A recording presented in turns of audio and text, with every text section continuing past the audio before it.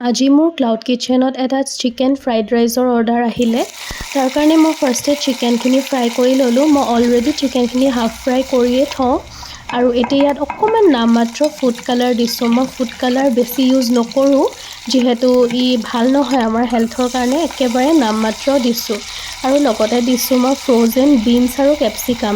যিহেতু বিনছ আৰু কেপচিকাম এতিয়া সাধাৰণতে পোৱা নাযায় আমাৰ ওচৰত, সেইকাৰণেহে মই ফ্ৰ'জেন কৰি থওঁ। মই যিমান পাৰোঁ সদায় মোৰ অৰ্ডাৰবোৰত ফ্ৰেছ ফুডেই ইউজ কৰোঁ। আৰু এতিয়া অকণমান পিঁয়াজ দিলোঁ আৰু নিমখ অকণমান দিছোঁ আৰু ইয়াত দিছোঁ টমেট' কেটচপ আৰু এয়া চয়া চচ অকণমান। এতিয়া মই ইয়াত ৰাইচখিনি দি লৈছোঁ। ৰাইচখিনি মই আগতীয়াকৈ বইল কৰি লৈছিলোঁ আৰু এতিয়া এইখিনি ভালকৈ ফ্ৰাই কৰি পেলাই অকণমান আৰু নিমখ দিম আৰু ইয়াৰ কি ইনগ্ৰিডিয়েণ্ট হৈছে জালুক গুড়ি। জালুক গুড়ি অকণমান শেষত দি দিম আৰু ভালকৈ এইখিনি আৰু অলপ দেৰি ভাজি ল'ম। আৰু আপোনালোকে যদি মোক অৰ্ডাৰ কৰিব বিচাৰে তেনেহ'লে জমেট'ত বিৰিয়ানী এক্সপ্ৰেছ বুলি চাৰ্চ কৰিব পাৰে।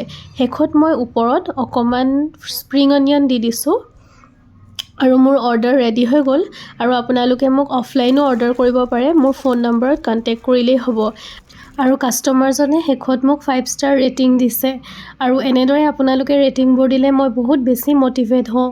Thank you for ordering. By.